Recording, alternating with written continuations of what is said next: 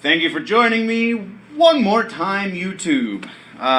This week's Week in Nerdom is brought to you exclusively by me, because I'm the only one who does it. Thank you for watching. Let's get all of the formalities out of the way. Like, subscribe, share, retweet. I'm all over the place on all the social medias. Hit up the website if you have any questions about where those social medias are. www.generallynerdy.net. Again, generallynerdy.net. And we are off to the music.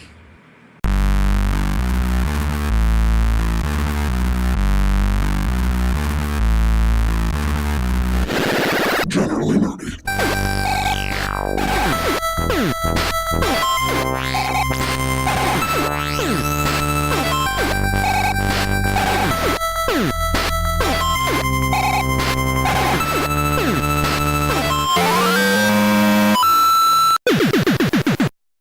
So to start this week's Week in Nerdom, we're going to talk a little bit of movies. I know we always talk movies. We've only got a couple of things to cover, so we're going to get that out of the way and then move on to the other stuff. First and foremost, Deadpool 2, Cable's casting is not as set as once believed.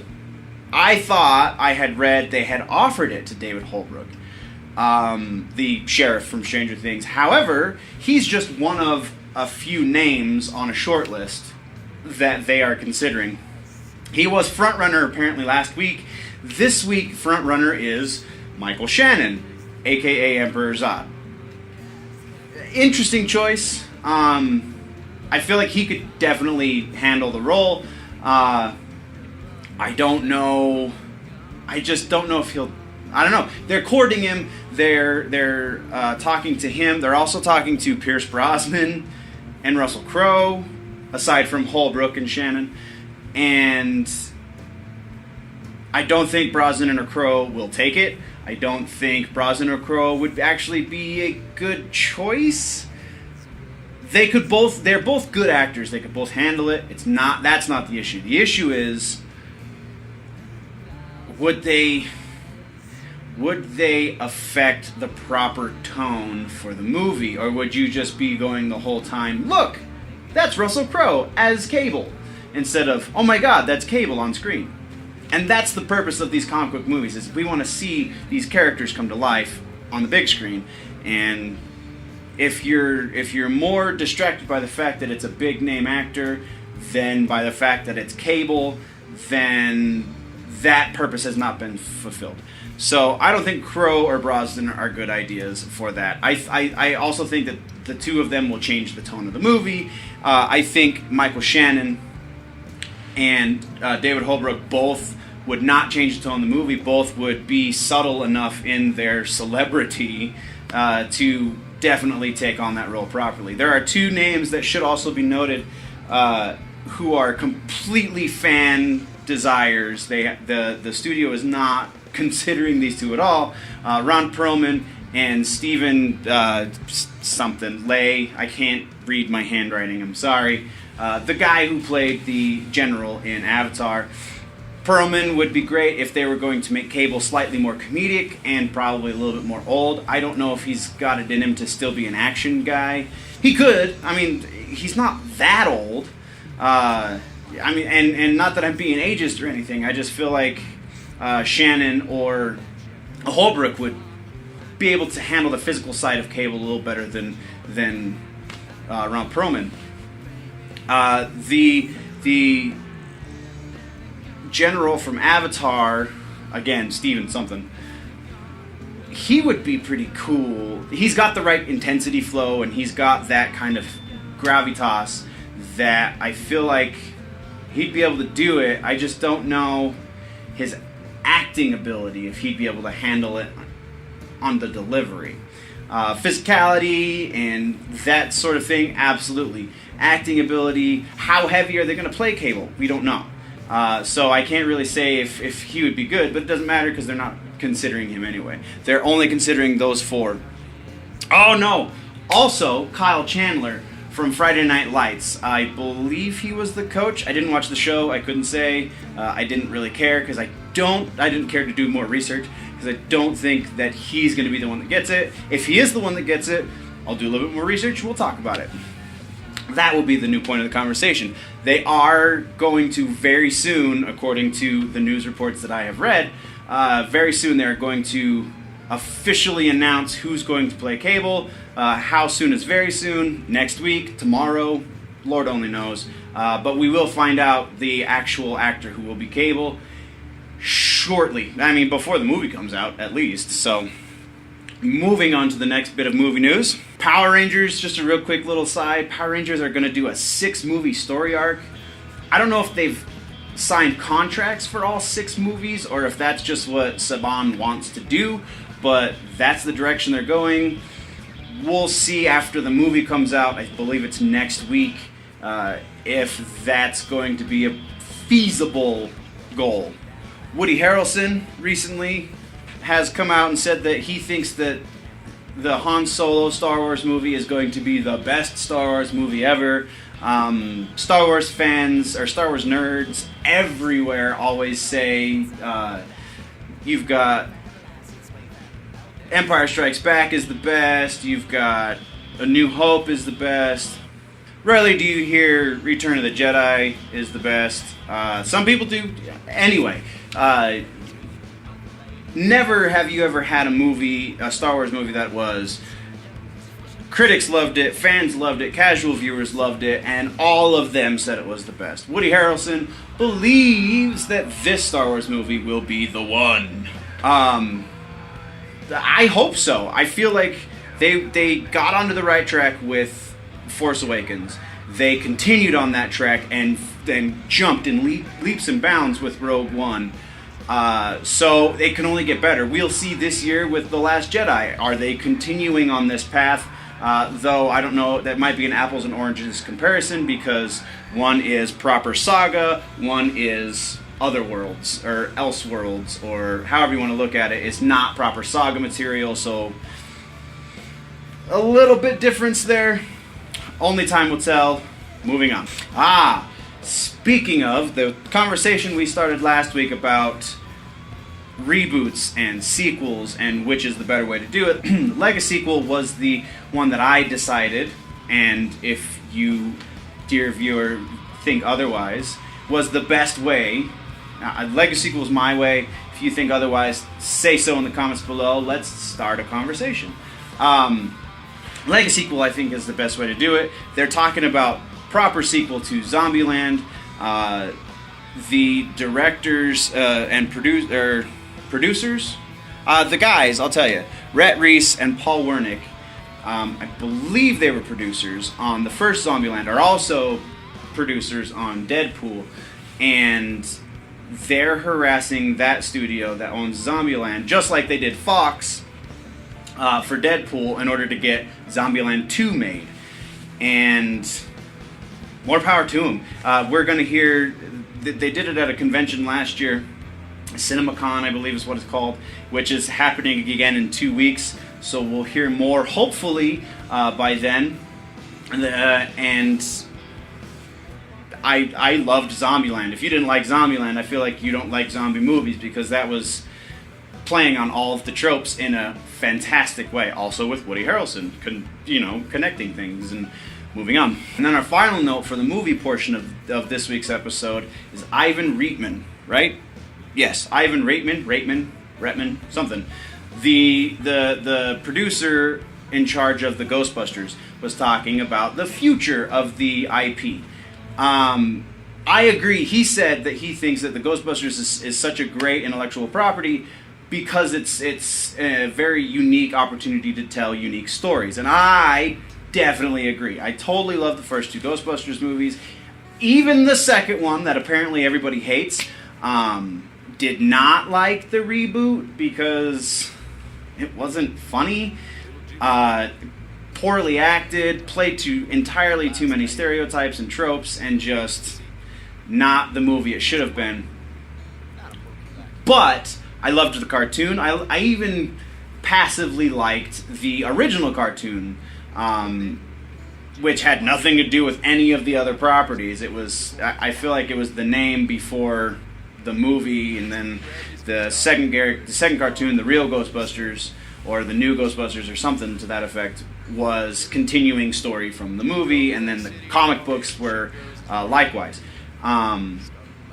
Anyway, he said, Ivan Reitman said that there is a animated movie in the works. There is an animated series in the works. Perhaps those two are connected somehow.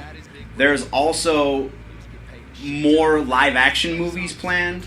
So maybe we'll get the movie we wanted with this reboot in the future. With the sour taste that the new movie has left in everyone's mouth, Lord only knows if any of these things will come to light. The animation is going on the animated movie, so that may be the precursor to the animated TV show, and if those two both do well, then maybe they'll greenlight some more live-action movies. He was talking about virtual reality things to do with Ghostbusters, and there's a virtual reality experience that you can go kill Slimer, I believe. Ghostbusters could be fantastic if those two animated projects do well. That kind of is our segue into TV stuff. I was supposed to say this in last week's video. The Tick is filming right now. How much? Alright, so the Tick comic books are some of the funniest books you're ever going to read in the comic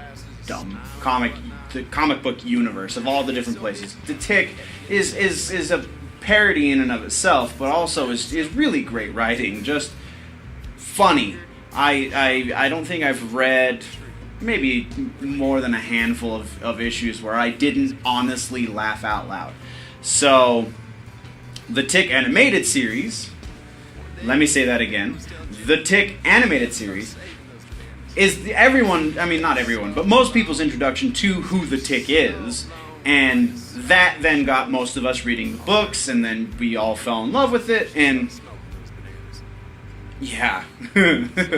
If you haven't seen the animated series, do yourself a favor, watch the animated series. Also, if you have not watched the original live-action series with Patrick Warburton as the Tick, then do yourself a favor and go watch that too. I don't know if it's on Netflix or if you have to pirate it or if it's on Amazon, since that's where the new series is going to be, but the new series is going to be on Amazon, and if you want to go watch the trailer, it's up there for free. Anyone can go watch the trailer. You don't have to pirate it.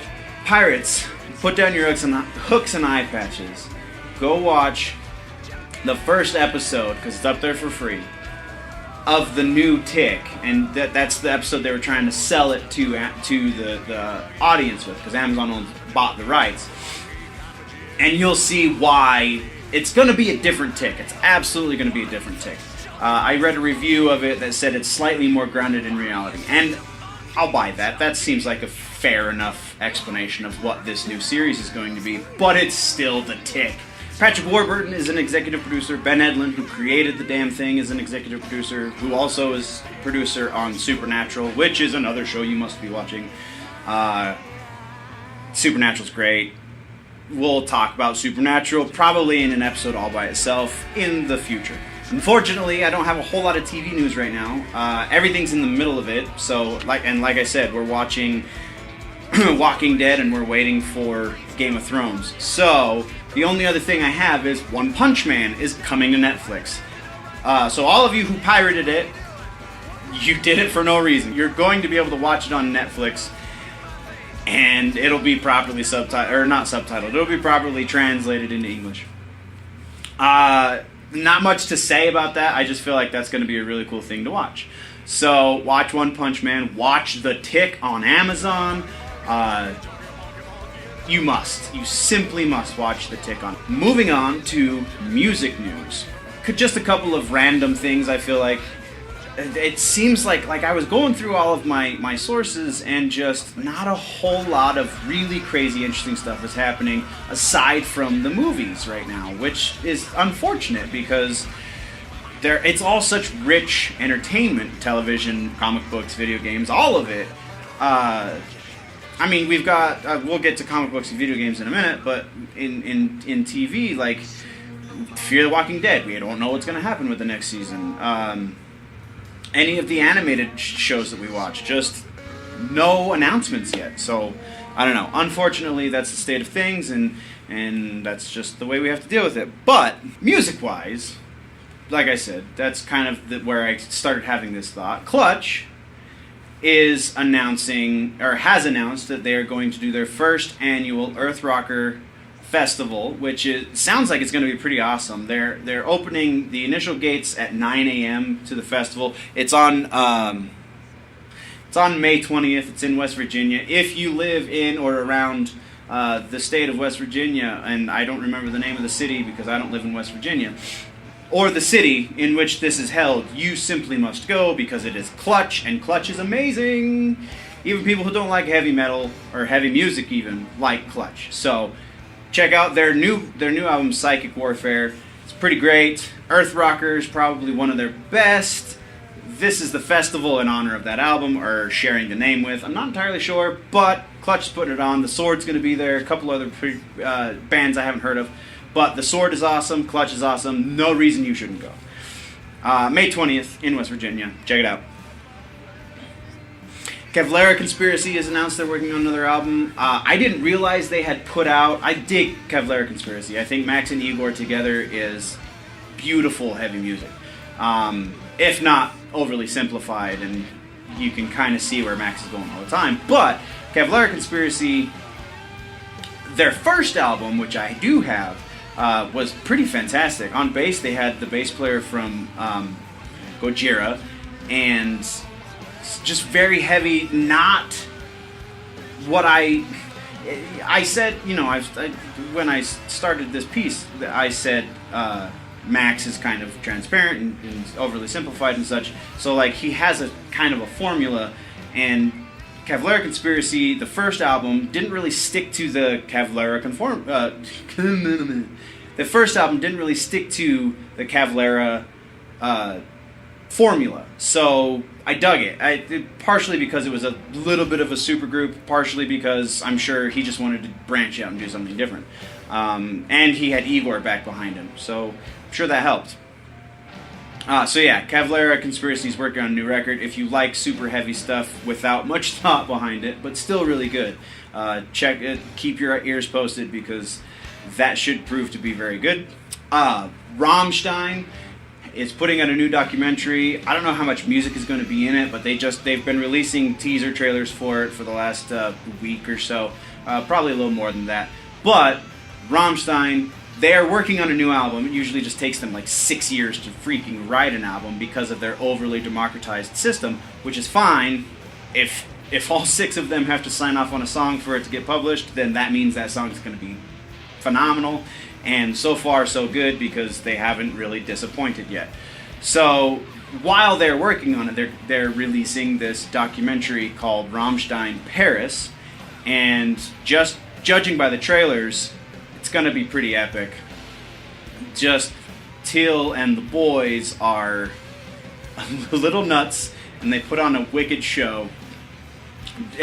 There's no indication of what the documentary is going to cover, aside from probably a lot of live footage. So we'll see what happens there, but it's Rammstein. You can't go wrong. Mastodon, Emperor of the Sand, is coming out soon. They've just released the first track off of that onto their YouTube channel. I watched it. Was not impressed. I know I'm committing metal blasphemy by saying this, but I mean, The Hunter was cool because it was a departure from everything they've done. Once Around the Sun was kind of more stuff that we got from The Hunter, which was weird because that's not Mastodon style. And it seems like, I mean, do what you want with vocals and stuff, but there was a sound that they had on everything leading up to The Hunter, and then kind of peaked at Blood Mountain or Crack the Sky. Some, you could argue the point between the two of them, but there was a certain sound that broke with The Hunter, which is why I really dug The Hunter, because they're doing lighter fare for that record. But I expected that they were going to go back into their sound with Once Around the Sun, and that didn't really happen. Like, there were a couple of songs on there like, yeah, this sounds like Mastodon. And most of the songs on there were like, yeah, this sounds like Mastodon going light. And the first single off of the new record, Emperor of the Sand, sounds like continuing with that form rather than their previous form. So I don't have high hopes. It's a sad thing to say. I love Mastodon. I think Brent Hines and David Kelleher are some of the best guitar players in heavy music right now, and they're not making heavy music right now. It's a sad state of affairs. Troy Sanders, not exactly the most talented bass player, but God, he grooves.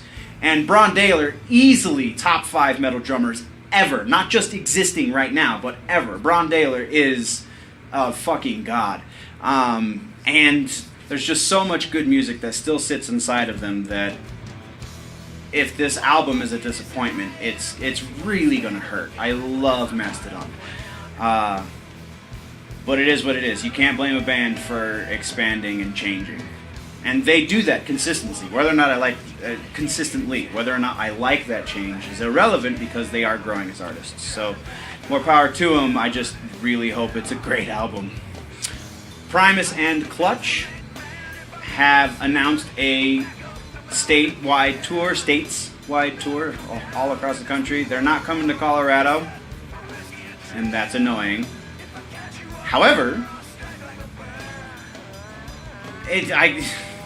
great bands, great freaking bands, gonna be playing together, going across the country. Hopefully they'll announce a Colorado date, but as of recording this, there is no Colorado date. Speaking of tours, we have Tool.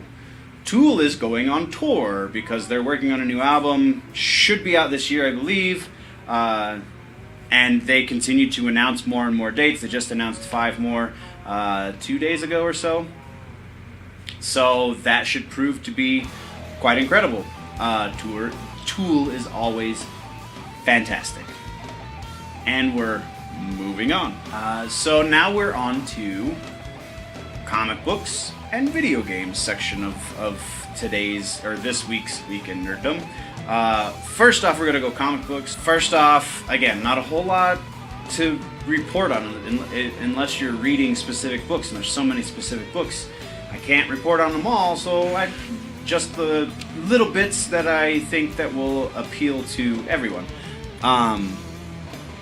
DC is planning a big summer event called Dark Days that will break new ground.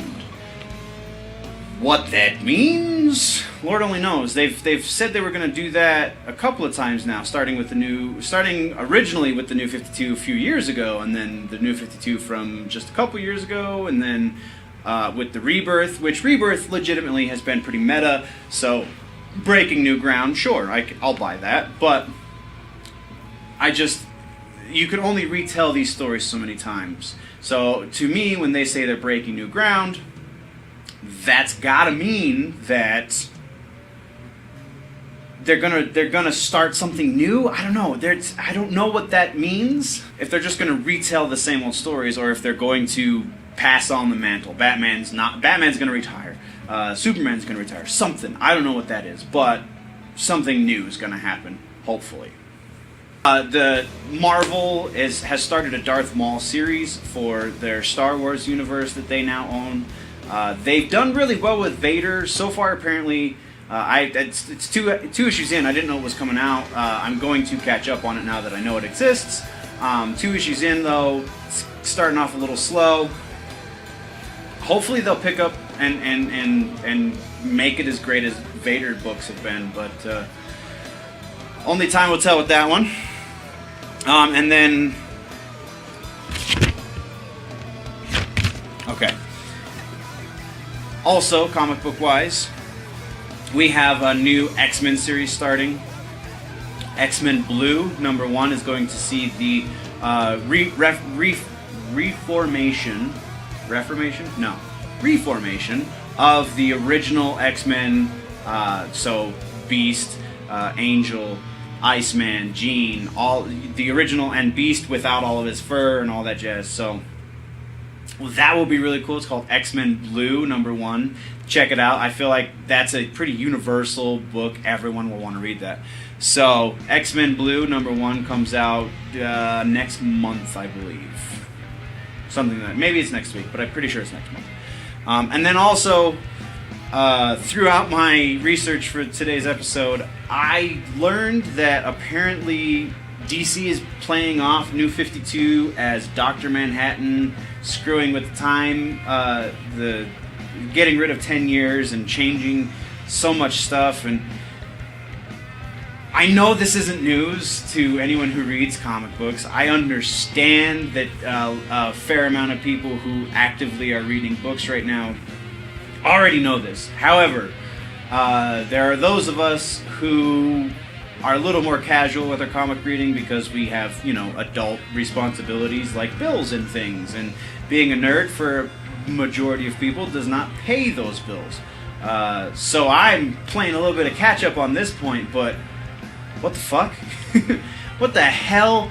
So Dr. Manhattan screwed everything up and the New 52 was born. And now with Rebirth, we're getting a more meta view of the multiverse, and it's exposing Dr. Manhattan for whatever he's doing. But it's very interesting. I don't know. I just felt like putting that on the video because I feel like that's new ground. I feel like going so meta, so multiversal with it is a very new ground to break. So that's comic book news. Nothing to report video game wise. Zero Dawn came out 2 weeks ago. I should have said it in last week's video, but I didn't. Injustice is still like a month and a half away. Mass Effect Andromeda is still full of bugs. I don't know. There's not a whole lot to report on, except E3 is going to be June 13th through the 15th this year, and this is the first year that it is officially open to the public. I believe they've already sold out of their tickets because there were only 15,000 that they released. But that's kind of groundbreaking in and of itself because the people who run E3 are finally catching on to the con culture that we as a nerdy society now are thriving on.